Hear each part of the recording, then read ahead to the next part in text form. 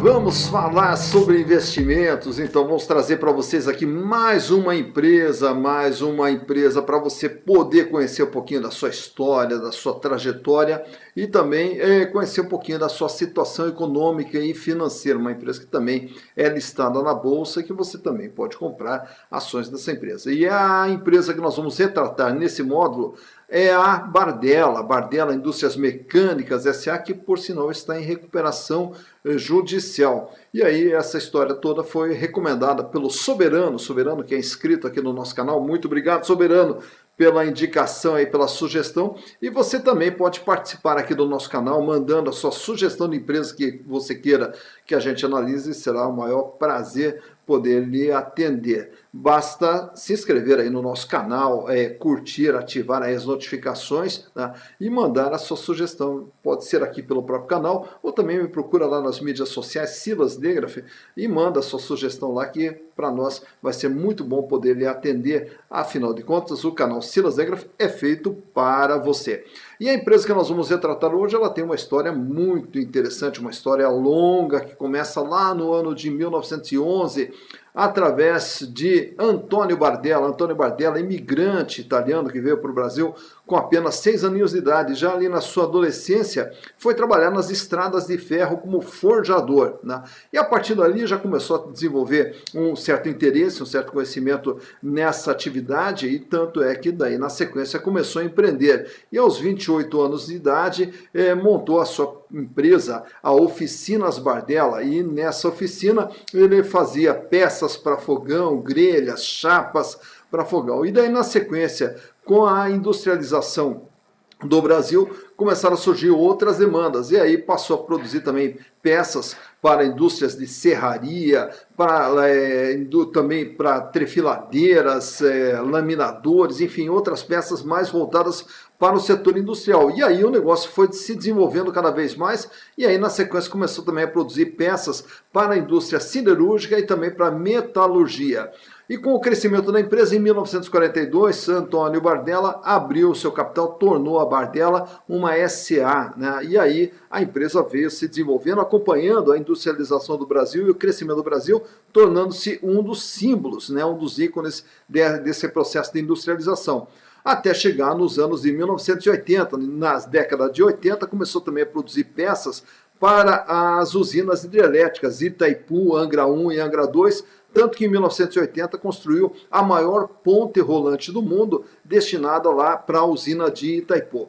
E na sequência a empresa foi crescendo e a partir dos anos 2003 passou também a trabalhar produzindo equipamentos para indústrias de óleo e gás, mais especificamente para a Petrobras. E aí pegou aquele boom da indústria de petróleo aqui no Brasil nos anos 2000, e só que também com esse boom da indústria de petróleo acabou também sendo vítima dessa situação, já que a Petrobras, que é o maior cliente que mais demandava produção da Bardella, acabou entrando em crise lá na questão do petrolão, lá nos anos 2013, 2014, 2015, e a partir daí a Petrobras passou a reduzir os seus investimentos, e aí a Bardella foi extremamente afetada e começou a ter diversas dificuldades financeiras essas que culminaram com o pedido de recuperação judicial. Empresa que hoje está nesse processo, tentando sobreviver e tentando se recuperar, né?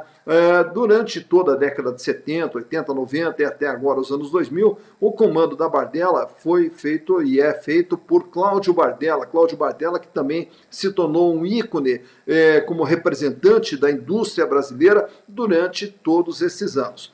Hoje tem uma notícia boa aí que pode estar surgindo para a Bardella, já que nesse mês de junho surgiu a informação de que a CRRC Yangjis Electric, uma empresa chinesa, está fazendo uma parceria com a Bardella para transferência de tecnologia para que a Bardella possa representá-la aqui no Brasil. E quem sabe aí esteja uma porta de saída para que a Bardella volte aos seus bons tempos, voltando a ser um dos ícones da nossa indústria brasileira. Mas para a gente conhecer um pouquinho como é que está a sua situação econômica e financeira, vamos analisar aqui os anos de 2018, 2019, 2020 e trouxe para vocês também o primeiro trimestre de 2021, onde vamos fazer toda uma análise econômica e financeira para saber como que está a situação da Bardella.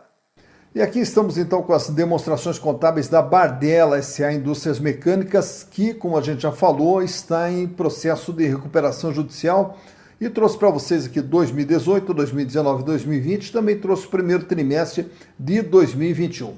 Para que a gente possa entender como é que é a Bardella, então é uma empresa que tem dentro do seu patrimônio 848 milhões de reais no ano de 2018. O que é esse total ativo? É tudo aquilo que a empresa tem dentro do seu patrimônio, todos os seus bens e direitos que estão espalhados aqui dentro do ativo.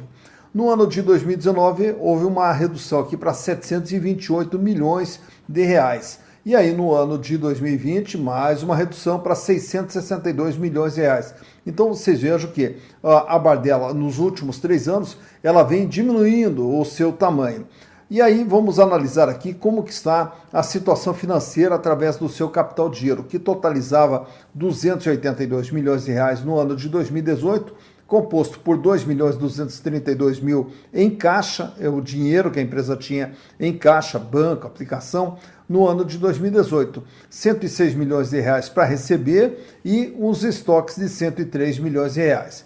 Para o ano de 2019, esse capital de giro aumentou um pouquinho nominalmente para 286 milhões de reais, totalizando 39,4% de tudo que a empresa tinha. Nota então que o caixa equivalentes aqui dentro desse capital de giro permanece baixo, com apenas 2 milhões e 83 mil. 114 milhões para receber, 92 milhões de estoque, que são os valores maiores aqui que compõem o capital de giro.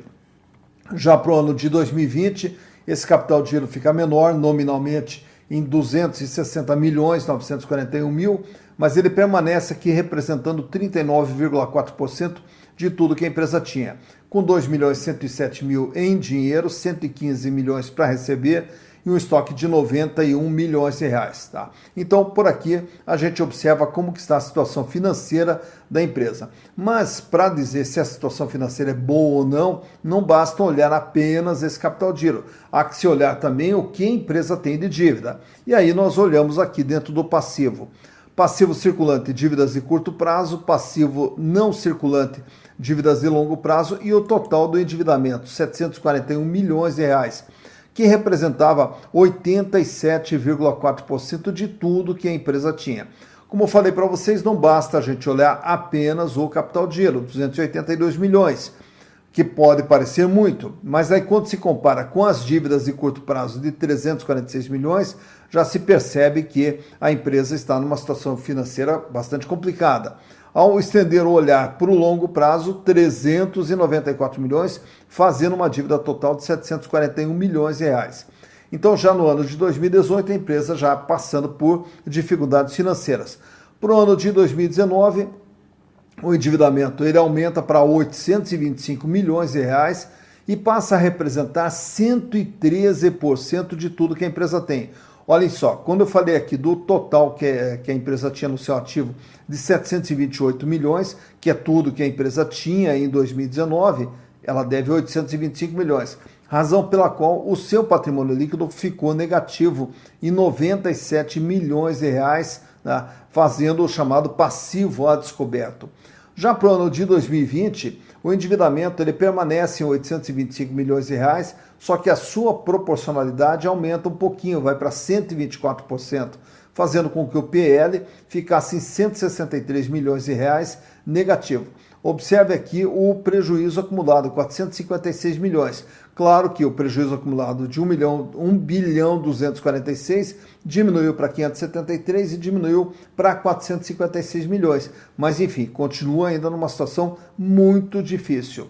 Já em termos de resultados, o faturamento, que era de 93 milhões em 2018, ele cai para 38 milhões em 2019 e cai mais ainda para 20 milhões apenas no ano de 2020. Então veja que para uma empresa que no ano de 2018 faturava 93 milhões, em 2020 só faturou 20 milhões. E o seu resultado no ano de 2018 era negativo, um prejuízo de 95 milhões. No ano de 2019, esse prejuízo aumentou, foi para 204 milhões. e no ano de 2020, 65 milhões. Então, por aqui vocês vejam a dificuldade que a empresa vem passando ao longo desses últimos anos. Mas vamos pegar aqui o primeiro trimestre desse ano de 2021, que eu trouxe aqui para vocês, onde nós temos aqui, deixa eu puxar para cá, aqui, o total do ativo circulante, ele passa para 264 milhões, uma pequena elevação em relação a dezembro. Tá? O caixa, o volume de caixa desaparece, apenas 334 mil reais em caixa, 122 milhões para receber e 88 milhões de estoque. Já as dívidas, elas de 825 milhões vão para 834 milhões de reais e totalizam 125% do patrimônio da empresa.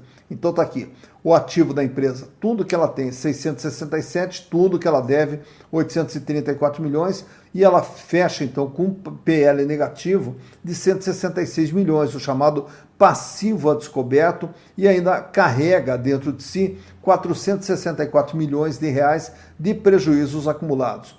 O seu faturamento nesses 3 primeiros meses, 7 milhões 604, e o seu prejuízo, 7 milhões 896. Então está aqui, a gente observa nesses últimos anos todas as dificuldades que a empresa vem passando, razão pela qual está no processo de recuperação judicial, tentando sair dessa situação, já que é uma das empresas mais tradicionais que nós temos dentro do Brasil. Está aí então mais uma empresa analisada para você. A partir de agora você já conhece a Bardella Indústrias Mecânicas S.A., que, como a gente já mencionou, está nesse processo de recuperação judicial, e nós aqui ficamos na torcida para que ela possa se reerguer, até porque pela história que ela tem, por toda a trajetória, pela contribuição que ela já deu ao desenvolvimento da indústria aqui no Brasil, esperamos aqui que ela possa ser bem sucedida nos seus planos e possa ainda se recuperar. E o objetivo do canal é justamente esse, é trazer todas essas informações, porque quando você compra ações de uma empresa, você está entrando sócio, e para entrar de sócio tem que saber, no mínimo, com quem você está se associando, qual a história que tem por trás dessa empresa e, consequentemente, conseguir tentar enxergar uma tendência para onde essa empresa está indo. Porque quando se faz um investimento, é difícil a gente ter uma certeza do sucesso, mas o que nós podemos fazer, através das informações, minimizar as possibilidades de fracasso e aí, consequentemente, buscar a melhor rentabilidade possível com o menor risco possível. E esse é o objetivo do canal, essa é a razão de existir do canal Silas de Grafé. E com isso, desejo a vocês aqui bons investimentos.